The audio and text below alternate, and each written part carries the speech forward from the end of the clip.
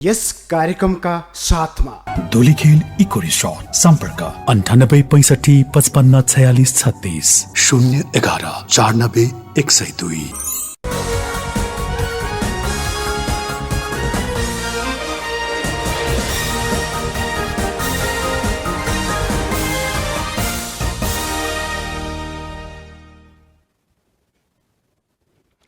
जीवनमा आफ्ना पास्टहरू सम्झेर या भनौँ आफ्नो पुरानो गल्तीहरू सम्झेर गनेर चिन्ता गरेर बस्नुभन्दा ती गल्तीहरूबाट केही सिकेर आफ्नो वर्तमानलाई कसरी राम्रो बनाउने भनेर ध्यान दिएर चिन्तन गर्नु नै राम्रो। किनकि सुन्नुभएकै होला, चिन्ताले चिता पुर्याउँछ र चिन्तनले अघि बढाउँछ भनेर। नमस्कार, कार्यक्रम गुड मर्निङ टुडेमा स्वागत छ। म शुभेच्छा रेग्मी। हामी यस कार्यक्रममा हरेक दिन एकजना अतिथिसँग कुराकानी गर्ने गर्छौँ। आज पनि हामीसँग यस्तै एकजना कुराकानी गर्न विशेष अतिथि उपस्थित भइसक्नु भएको छ।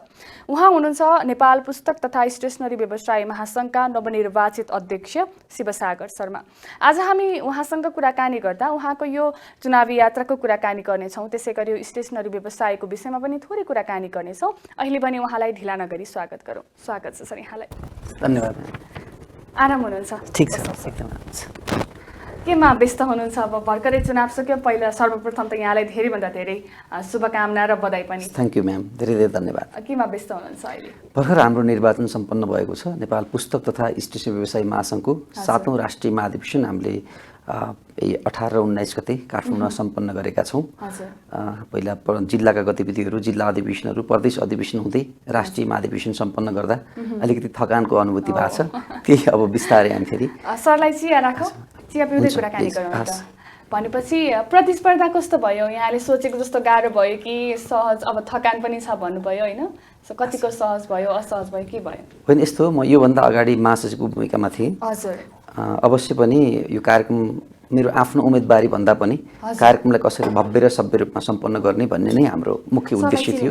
हुन्छ, त्यही उद्देश्य थियो र कार्यक्रमलाई सफल पार्ने क्रममा चाहिँ लागेको थकान हो, मेरो आफ्नो उम्मेदवारीको विषयमा भन्दा पनि।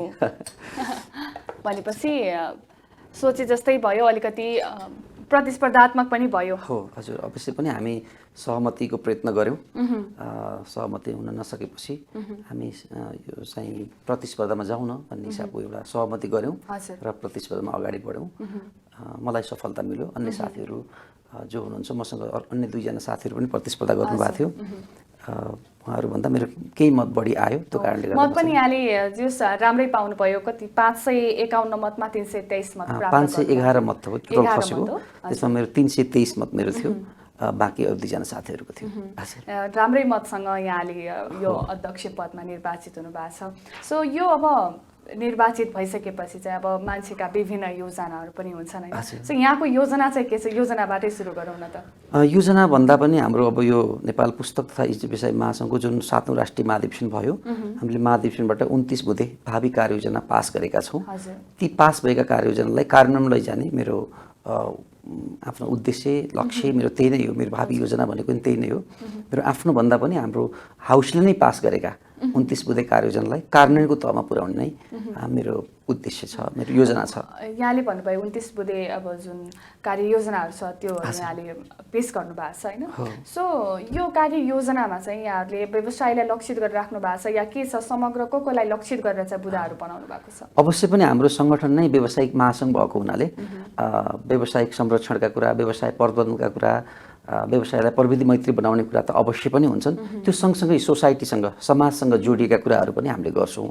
हामी पेसा व्यवसाय मात्रै गर्दैनौँ, हामीमा सेवाभाव पनि हुनुपर्दछ भन्ने उद्देश्यका साथ हामीले विभिन्न खालका शैक्षिक महोत्सवहरू, पुस्तक प्रदर्शनहरू पनि गर्दै आएका छौँ।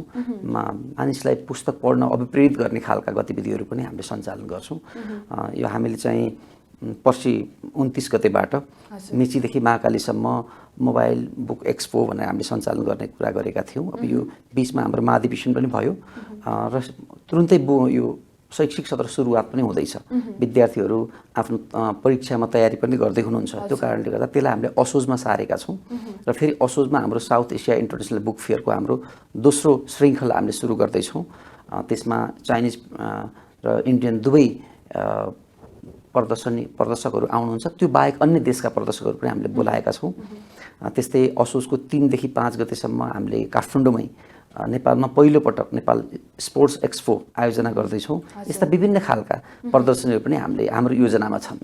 सो यहाँले बुक फेयरको कुराकानी गर्नुभयो। अब पुस्तकसँगै जोड्या भएर स्टेसनरी महासङ्घमा आबद्ध भएको भएर मैले यसमा अलिकति कुराकानी गरेँ। सो यो बुक फेयरले चाहिँ जति पनि अब अहिले युवावर्ग हुनुहुन्छ या भनौँ पढ्दै हुनुहुन्छ विद्यार्थीहरू हुनुहुन्छ उहाँहरूको लागि चाहिँ कतिको के फाइदा छ?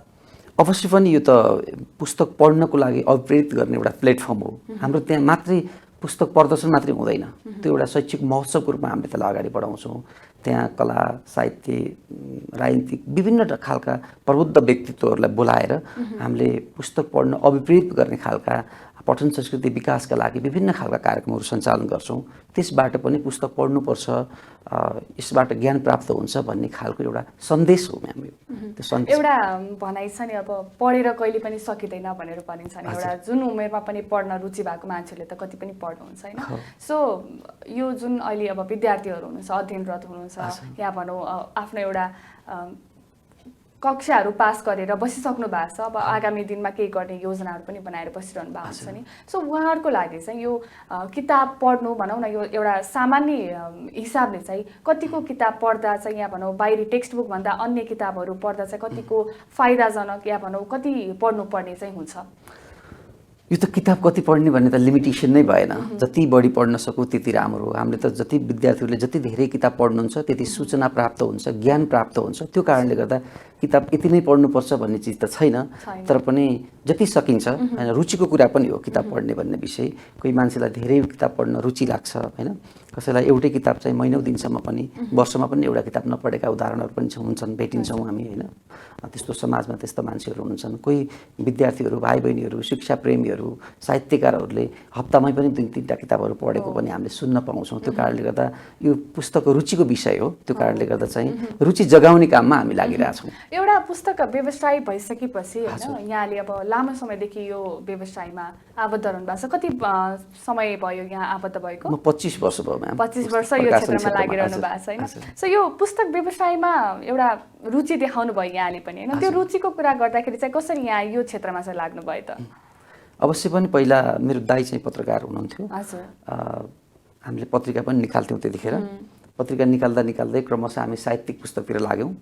साहित्यिक पुस्तकपछि फेरि हामी टेक्स्ट बुकतिर लाग्यौँ। अनि प्रतिस्पर्धात्मक पुस्तक धार्मिक पुस्तक हुँदै बिस्तार म पनि यही फिल्डमा बामे सर्दै यहाँ आइपुगेको हो। त्यो कारणले गर्दा चाहिँ मलाई यो लाइनमा विशेष गरी यो पुस्तक प्रकाशन क्षेत्रमा ल्याउन मेरो दाइको चाहिँ ठुलो हात छ। उहाँकै कारणले गर्दा म यो सबै क्रेडिट चाहिँ उहाँले दाइलाई दिन चाहन्छु। एकदमै हजुर।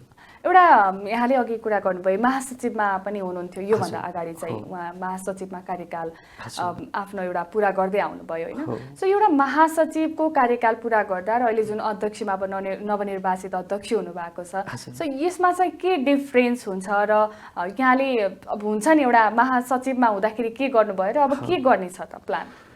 अब यस्तो हाम्रो विधानको व्यवस्था अनुसार के छ भने हामी एकैचोटि नेतृत्वमा जान सक्दैनौँ। म पनि काठमाडौँ जिल्लाको सदस्य, काठमाडौँ जिल्ला सचिव, केन्द्रीय सदस्य, केन्द्रीय सचिव, केन्द्रीय महासचिव हुँदै बिस्तारै सङ्गठन बुझ्दै व्यवसायका समस्याहरू बुझ्दै नीतिगत रूपमा आफूले आफ्नो आवाजहरूलाई कसरी बुलन्द गर्न सकिन्छ भन्ने विषयलाई बुझ्दै बिस्तारै अगाडि बढ्ने कुरा हो। यो सिकाइ र नेतृत्व विकासको चिज हाम्रो विधानले नै प्रष्ट उल्लेख गरेको छ। महासचिव भनेको स्वाभाविक कस्तो हो भने त्यो कार्यकारी पद हो। सङ्गठनले बनाएका नीति कार्यक्रमहरूलाई कानुनको तहमा प्रदेश र जिल्ला तहमा पुर्याउने काम हुन्छ भने अध्यक्ष भनेको स्वभावैले पनि कस्तो हो भने नेतृत्व प्रदान गर्ने ठाउँ हो हैन। कहिलेकाहीँ हामीले बनाएका कार्ययोजनालाई पनि तलमाथि गर्नुपर्ने हुन्छ, त्यसलाई परिष्कृत गर्नुपर्ने हुन्छ, समय सापेक्ष चेन्ज गर्नुपर्ने हुन्छ। अहिलेका आवश्यकता के हुन्, व्यवसायका समस्याहरू के हुन्, त्यसलाई पहिचान गरेर त्यसलाई आफ्नो कार्यक्रममा राख्न सक्नुपर्छ। त्यो कारणले गर्दा अध्यक्ष भनेको अभियसली भाइटल पोस्ट भइहाल्यो। यसले अब अध्यक्षमाथि धेरै व्यवसायको अपेक्षा हुन्छ हैन, आशा हुन्छ, त्यसलाई न्याय गर्न सकौँ भन्ने मात्रै मेरो अभिप्राय छ। सो यहाँले भनेको जस्तै अवश्य पनि अब अध्यक्ष भएपछि एउटा निर्णय लिने पद भइसकेपछि एउटा नेतृत्व लिने पद हो हैन। सो यहाँले 25 वर्ष यो क्षेत्रमा समय बिताउनु भएको छ। एउटा पुस्तक व्यवसायकै कारण पनि यहाँले अब विभिन्न समस्याहरू पनि एउटा थाहा हुन्छ नि त आफूलाई कस्ता कस्ता समस्याहरू परिरहेछन् भनेर। समग्र अहिले नेपाली यो स्टेसनरी या भनौँ पुस्तक व्यवसायहरूको अवस्था चाहिँ के कस्तो छ? अब अन्य पेसा व्यवसाय जस्तै अब हाम्रो पेसा व्यवसायमा पनि धेरै प्रकारका समस्याहरू अहिले छन् हैन। अब लामो समयदेखि पुस्तक हामी जस्तै यो 1 देखि 12 सम्मका पाठ्य पुस्तकहरू जो निजी स्कुलहरूमा पढाइ हुन्छ त्यो निजी प्रकाशन गृहबाट मुद्रित हुन्छन् र वितरित हुन्छन्। त्यस्ता सामग्रीहरूको विगत 11-12 वर्षदेखि 2069 सालदेखि आजसम्म मूल्य वृद्धि भएको छैन। 69 सालमा पेपरको मूल्य 82-85 रुपियाँ केजी थियो। अहिले गत वर्ष हामीले 240 रुपियाँ प्रति केजी पेपर किनेर किताब छाप्यौँ। त्यस्तै अन्य पुस्तक बन्नका लागि आवश्यक कच्चा पदार्थहरूको मूल्य पनि त्यही लेभलमा आकाशिएको छ। तर सरकारले हाम्रा पाठ्य पुस्तकको मूल्य समायोजन गरेको छैन। अब त्यो एउटा समस्या छ। त्यो सँगसँगै अब हाम्रो किताबको पुस्तकको स्टेसनरीको बजार सङ्कुचन हुँदै हुँदै हुँदै गएको छ। प्रविधिको कारणले गर्दा पनि हामीले बोर्डमा लेख्ने मार्कर, डस्टर, तपाईको चक हैन, यस्ता कयौं सामग्रीहरू, मसलन्द सामग्रीहरू विस्थापित भइसकेका छन्। प्रविधिको कारणले गर्दा लेजर, डेबुक, रजिस्टरहरू पनि अहिले छैनन् हैन। यो चिजहरूले गर्दा हामी प्रविधि मैत्री बन्न सकिरहेको छैनौँ र हाम्रा सामग्रीहरू प्रविधिले बिस्तारै कटौती गर्दै लगेको छ। त्यो कारणले नै पेसा व्यवसायमा अलिकति समस्या छ। त्यो लगायत अब कोभिड पछि समग्र देशको आर्थिक अवस्थाको कारणले पनि व्यवसायहरू पलायनको स्थितिमा हुनुहुन्छ। उहाँहरूलाई पेसाप्रति चाहिँ त्यति उत्साह छैन हैन, चिन्तित हुनुहुन्छ हैन, एकदम चरम निराशा छ। यी सबै कारणले गर्दा हाम्रो पेसामा पनि अभियसली धेरै अप्ठ्यारोहरू छ। सो यहाँले भने जस्तै अब जुन यो मूल्य समायोजनको कुरा छ, हजुर, एउटा मूल्य समायोजनले एउटा व्यवसायी पनि पीडित हुनुहुन्छ, तर मूल्य वृद्धि गर्ने बित्तिकै फेरि विद्यार्थी पनि पीडित।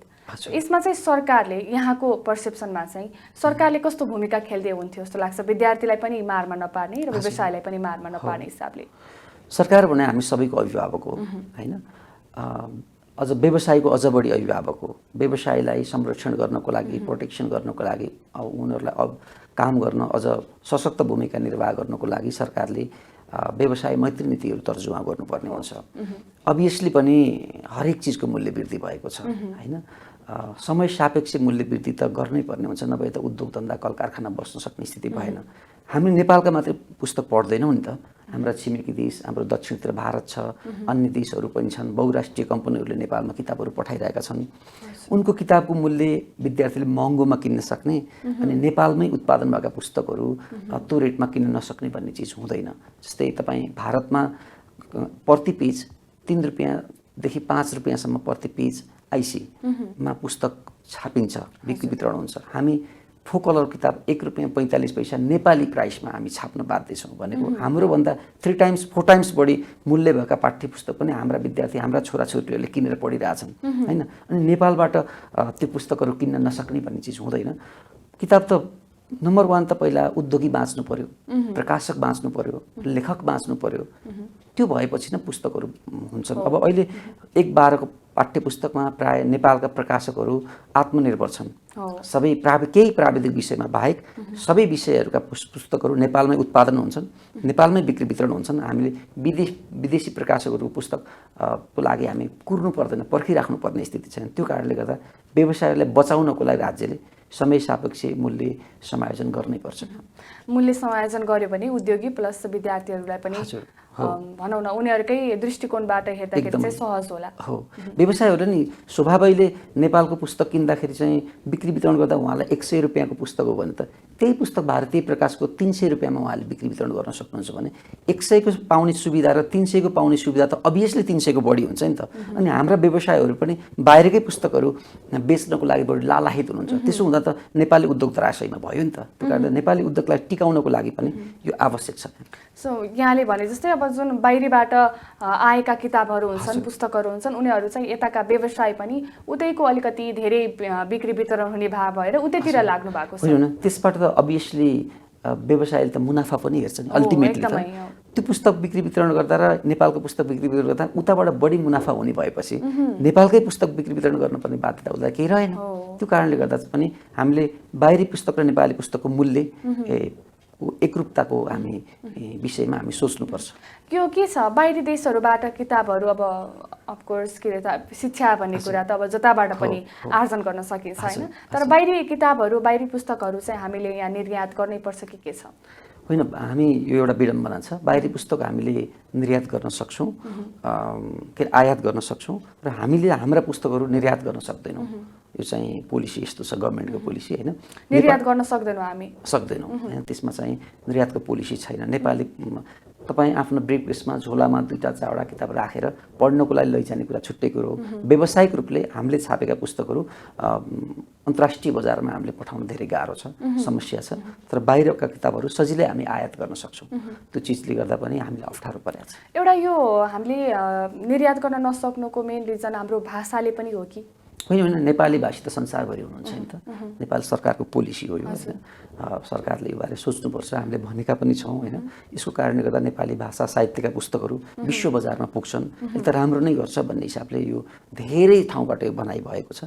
सरकारले अब त्यो बारे सोच्नु होला उहाँहरूले पनि होइन, उहाँहरू पनि केही बाध्यता होला। यद्यपि हुन त विदेशबाट आउने किताबहरूमा पनि करको व्यवस्था थियो, महासङ्घले नै त्यसको अगुवाई गरेर त्यो कर, पुस्तकमा कर लगाउनु हुँदैन, ज्ञानमा कर हुँदैन, यसलाई हटाउनुपर्छ भन्ने हिसाबले हामीले लबिङ गरिसकेपछि। नेपाली पुस्तकमा चाहिँ करको अवस्था के छ? होइन, नेपाली त पठाउनै नसक्ने भएपछि त करको कुरै भएन नि। बाहिरबाट आयात गर्दा कर थियो, त्यो व्यवस्था अहिले हटेको छ। नेपाली पुस्तकहरू त हामी पठाउनै सक्दैनौँ, त्यो करको त विषय नै भएन नि। हामी नेपाली पुस्तकलाई एक्सपोर्ट गर्न सक्दैनौँ। सो यो कुरा गरिरहँदा यहाँले अघि भर्खर एउटा कुरा जोड्नु भएको थियो, प्रविधि मैत्रीको कुराकानी जोड्नु भएको थियो होइन। प्रविधि अहिले त अब देश पनि बढिरहेछ होइन, प्रविधि युक्त भइरहेछ, विश्व नै अहिले प्रविधि क्षेत्रमा धेरै डुबिरहेछ। यो स्टेसनरी व्यवसाय छ या भनौँ पुस्तक व्यवसाय छ, यसलाई अलिकति प्रविधि मैत्री बनाउनलाई चाहिँ हामीले चाहिँ के पहल गर्न सक्छौँ त? अब यसमा यस्तो हो, हामीले चाहिँ अहिले समस्या, अहिलेको सबभन्दा तड्कारो समस्या के छ भने हाम्रा पाठ्य पुस्तकहरू अनलाइनमा सोझै इ-कमर्स अनलाइन प्लेटफर्महरूले इन्ड कन्ज्युमर उपभोक्तासम्म सजिलै पुर्याउँछन्। एउटा निश्चित प्रक्रिया हुन्छ, उत्पादक हुन्छ, वितरक हुन्छ, खुद्रा व्यवसाय हुन्छ र उपभोक्ता हुन्छ। अब हामी उत्पादकबाट सिधै उपभोक्तासम्म पुग्यौँ। यो बिचको हाम्रो जुन चेन छ, हाम्रा थोक विक्रेताहरू हुन्छन्, खुद्रा विक्रेताहरू हुन्छन्, उहाँहरू त हेरेको हेरै हुनुभयो नि त। उत्पादकले सिधै कन्ज्युमरकोमा आफ्नो पाठ्य पुस्तकहरू, शैक्षिक सामग्रीहरू पुर्याइदियो। यो भइसकेपछि के भयो भने त बिचको चेन नै हाम्रो ब्रेक हुने स्थिति भयो। त्यो कारणले गर्दा हाम्रा व्यवसायहरू पनि प्रविधि मैत्री बन्नुपर्दछ। हाम्रा उत्पादकहरू, हाम्रा वितरकहरू, हाम्रा खुद्रा व्यवसाय साथीहरू पनि त्यो प्रविधि मैत्री बन्ने र त्यस्ता सामग्रीहरू अनलाइन प्लेटफर्मले होइन, हामी आफैले त्यो सेवा प्रदान गर्न सक्ने, सक्षम बन्नको लागि हामीले विभिन्न खालका तालिम कार्यक्रमहरू, उहाँहरूलाई नै इम्पावर गर्ने, प्रविधिमा उहाँहरूलाई आकर्षित गर्ने खालका कार्यक्रम अगाडि सारेका छौँ। यो 2 वर्षमा हामी त्यो काम पनि गर्छौँ। एउटा सानो कोठाभित्र बसेर कुनै एकदमै थोरै लगानीमा अथवा लगानी नै नगरिकन एउटा पुस्तक एउटा अनलाइनको माध्यमबाट नेपालका दूरदराजसम्म पुगिरहेको छ। त्यो कारणले गर्दा हाम्रा धेरै व्यवसायहरू जसले पसल राख्नु भएको छ, लगानी गर्नुभएको छ, उहाँहरू त त्यो सेवा दिन सक्नु भएन नि। त्यो कारणले गर्दा हाम्रा व्यवसायहरूलाई पनि प्रविधि मैत्री बनाउनु आवश्यक छ। त्यस्तै यहाँले भने जस्तो अब डिजिटल बुक्सहरूको कुरा पनि छ, त्यो पनि आवश्यक भएको छ। अनि धेरै कुराहरू छन्, हामी प्रविधिलाई फलो गर्नै पर्छ, हामीले अभोइड गर्न सक्दैनौँ। प्रविधिलाई हामीले पछ्याएरै अगाडि बढ्ने हो। आशा छ एक दिन जति पनि समस्याहरू छन् यिनी सल्भ हुन्छन् होइन। अब एउटा यो अध्यक्ष पदमा लागिसकेपछि भर्खरै निर्वाचित भइसक्नु भएको छ होइन, एउटा अध्यक्ष पदको भूमिका पनि आफैमा ठुलो हुन्छ। सो यो अब पुस्तक व्यवसायीहरूको लागि यहाँले एउटा आफूले भोगेको एकदमै हुन्छ नि समस्याजनक कुराहरू चाहिँ यो चाहिँ मैले सल्भ गर्नै पर्छ है भन्ने खालको केही समस्याहरू, एकदम सर्टेन समस्याहरू छ कि? होइन, छन्। जस्तै हामीले अब यो अहिलेको अप्ठ्यारो अवस्थामा व्यवसायहरूलाई चाहिँ हाम्रा पाठ्य पुस्तकहरूमा बजारमा अस्वस्थ प्रतिस्पर्धा छ। त्यो हाम्रो बिचमा पनि आपसमा पनि अस्वस्थ प्रतिस्पर्धा छ होइन।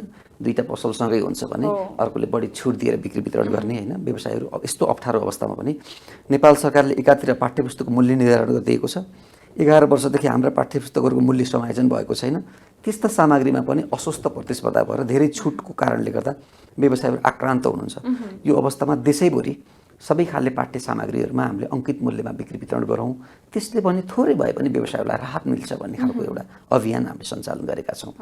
त्योसँगै मैले अघि नै भन्ने मूल्य समायोजनका विषयहरू पनि छन्। जनक शिक्षा सामग्री केन्द्रले मुद्रित गर्ने सामग्रीहरू गत वर्षभन्दा अगाडिका वर्षहरूमा समयमा पुग्थेनन्। अब हामीले चाहिँ 1/5 को पाठ्य सामग्री पाठ्य पुस्तकहरू निजी क्षेत्रलाई दिनुभएको छ। ती सामग्रीलाई पनि समयमा नै छाप्ने र विद्यार्थीको हातमा सिजनभन्दा अगाडि नै पुर्याउने काममा पनि हामी लागिरहेका छौँ। व्यवसायहरू अहिले व्यवसाय प्रवर्धनभन्दा पनि संरक्षणको स्थितिमा हुनुहुन्छ उहाँहरू। अनि हाम्रा व्यवसायहरूलाई कसरी पलायन हुनबाट रोक्ने, कसरी व्यवसायमै आकर्षित गर्ने भन्ने खालका कार्यक्रमहरू हामीले बनाएका छौँ। व्यवसायहरूको व्यक्तित्व विकास, नेतृत्व विकास, व्यवसाय प्रवर्धनका कार्यक्रमहरू पनि हामीले अगाडि सारेका छौँ। त्यस्तै पठन संस्कृति विकासका लागि मैले अघि नै यहाँलाई पृष्ठभूमिमा जोडेँ। यस्ता विभिन्न खालका शैक्षिक महोत्सवहरू, पुस्तक प्रदर्शनीहरू पनि हामीले राखेका छौँ। अन्तर्राष्ट्रिय लेभलका चाहिँ एक्सपोहरूमा, प्रदर्शनीहरूमा महासङ्घको तर्फबाट प्रतिनिधित्व गर्ने कुराहरू पनि हामीले राखेका छौँ। यस्ता विभिन्न खालका कार्यक्रमहरू यो 2 वर्षमा मैले गर्ने गरी अगाडि बढेको छु। यो प्लानहरू जति पनि बनाउनु भएको छ, अब यो प्लानले एक्जिक्युट गर्दाखेरि अब यसको प्रतिफल पनि कस्तो आउँछ त्यो अब हेर्न नै बाँकी छ होइन। सो यहाँले कुरा गर्दाखेरि यो जुन छुटको कुराकानी गर्नुभयो, अस्वस्थ प्रतिस्पर्धा जुन छ अहिले बजारमा, यो अस्वस्थ प्रतिस्पर्धालाई चाहिँ हामीले अब कम गर्न त जरुरी नै छ होइन। एउटा यो बुकमा छुट दिने कुराहरू पनि हुन्छन्, यो पनि अलिकति मार्केटमा धेरै हल्लाहरू फैलाइरहेको हुन्छ।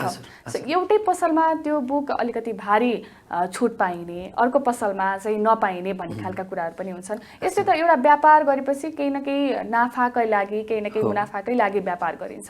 सो यसमा चाहिँ अब एउटालाई घाटा या एउटालाई नाफा हुने कुरा हुन्छ या दुइटै नाफैमा पर्नुहुन्छ, तर छुटको भारी हुन्छ नि, एउटा छुट दिँदाखेरि चाहिँ नाफा घाटा कतिको हुन्छ? अब पुस्तकको प्रकृतिको आधारमा छुट निर्धारण हुन्छ। कतिपय पुस्तकमा हामीले 10% मात्रै प्राप्त गर्छौँ हाम्रा विक्रेताहरूले उत्पादकसँगबाट, कुनै पुस्तकमा 15% छुट हुन्छ, कुनै पुस्तकमा 20% छुट हुन्छ, कुनै पुस्तकमा हामीले 25-30% छुट पाउँछौँ, कुनै सन्दर्भ पुस्तकहरूमा हामीले 35% छुट पाउँछौँ।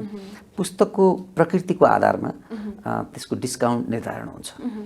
टेक्स्ट बुकहरूमा हाम्रा व्यवसायहरूले 10%मा 15%मा किताब बिक्री वितरण गर्नुहुन्छ। जस्तै जनक शिक्षाको पाठ्य पुस्तकमा 9% मात्रै हामीले पाउँछौँ। त्यो 9% भनेको त हाम्रो ढुवानीमै सकिन्छ कि म्याम अहिले। त्यो कारणले गर्दा यो मैले अघि नै भने व्यवसायहरू हरेक खालका समस्याबाट पिल्चिनु भएको छ। अब आफ्नै काउन्टरबाट बेचौँ न भन्ने खालको हुन्छ उहाँहरूलाई। दिनभरि काउन्टर कुरेर बसेको छ, केही नहुन भन्दा नि आफूले किनेर ल्याएको पाठ्य सामग्री, पाठ्य पुस्तक, मसलन्द सामग्रीलाई बेचौँ न त, आफ्नो गोदाममा राख्नुभन्दा बेचौँ भन्ने त्यो उद्देश्यका साथ उहाँहरूले चाहिँ अलिकति छुटलाई पनि 5, 7, 8, 10, 15, 20 अथवा जतिमा किनेको त्यतिमै पनि उहाँहरू बेच्न बाध्य हुनुहुन्छ।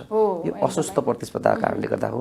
यसलाई व्यवस्थित गर्ने, मर्यादित गर्ने काममा हामी लागिरहेछौँ र केही हदसम्म सफलता मिलेको पनि छ। हाम्रा देशैभरि हाम्रा शाखाहरू छन्, प्रदेशमा हाम्रा प्रदेश संरचना छ, केन्द्रीय समिति छ। सबै साथीहरू यो व्यवसायलाई मर्यादित बनाउनुपर्छ र मात्रै व्यवसायहरूले सुविधा लिन सक्नुहुन्छ भन्ने विषयमा हामी अवेर छौँ। त्यसलाई कार्यान्वयनको तहमा लाग्छौँ। हामी कार्यक्रमको अन्त्यतिर पनि आइसकेका छौँ होइन। सो नवनिर्वाचित अध्यक्षको हकमा चाहिँ यहाँले केही भन्नुपर्ने या सजेस्ट गर्नुपर्ने या व्यवसायहरूलाई केही आफूले भोगेका चुनौतीहरू या देखेका समस्याहरू चाहिँ केही भन्नुपर्ने छ? धन्यवाद म्याम। यो समय र संवादको लागि यहाँलाई पनि म धेरै धन्यवाद दिन चाहन्छु। हाम्रो भर्खरै 7औं राष्ट्रिय महाधिवेशन सम्पन्न भएको छ। देशैभरिबाट प्रतिनिधिहरू आएर हाम्रा अग्रजहरू सबैले मलाई विश्वास गरेर अध्यक्षको जिम्मेवारी सुम्पिनु भएको छ। म उहाँहरू सबैप्रति कृतज्ञता व्यक्त गर्न चाहन्छु। म आफूले चाहिँ आफ्नो क्षमताले भ्याएसम्म नेपाली प्रकाशन वितरण, नेपाली उत्पादन, पुस्तक उत्पादन, मसलन्द, शैक्षिक सामग्री यो क्षेत्रमा भएका समस्याहरूलाई निराकरण गर्न र समस्या समाधानका लागि सरकारसँग नीतिगत रूपमा पैरवी गर्नको लागि म आफ्नो क्षमताले भ्याएसम्म खरो रूपमा उत्रिनेछु। यो प्रतिबद्धता मैले तपाईँको टेलिभिजन मार्फत पनि गर्न चाहन्छु र सबै साथीहरूका हामी मर्यादित ढङ्गले पेसा व्यवसाय सञ्चालन गरौँ। हाम्रा बिचमा धेरै समस्याहरू छन्, हामी सबै मिलेर यी समस्याहरूलाई समाधान गर्ने हो भन्न चाहन्छु। र यो जुन मलाई समय उपलब्ध गराउनु भयो, स्पेसली सुभिक्षा म्याम र यो टिभी टुडे परिवारलाई पनि म विशेष आभार व्यक्त गर्न चाहन्छु। यहाँको यस्तो व्यस्तताको बावजुद पनि हामीलाई समय दिनुभयो, त्यसको लागि धेरै धन्यवाद। Thank you very much. आज हामीसँग हुनुहुन्थ्यो नेपाल पुस्तक तथा स्टेसनरी व्यवसाय महासङ्घका नवनिर्वाचित अध्यक्ष शिवसागर शर्मा। हामीलाई उहाँले यो जुन पुस्तक व्यवसायहरूले भोगिरहेका चुनौती समस्या के कस्ता छन् र उहाँहरूले के कस्ता पहलहरू गरिरहनु भएको छ या भनौँ पहल गर्नलाई कार्ययोजनाहरू बनाइरहनु भएको छ, यो विषयमा कुराकानी गर्दै हुनुहुन्थ्यो। आजको निर्धारित समय सकिसकेको छ। फेरि पनि नयाँ अतिथिका साथ उपस्थित हुने नै छौँ। आजलाई बिदा दिनुहोस्। नमस्कार।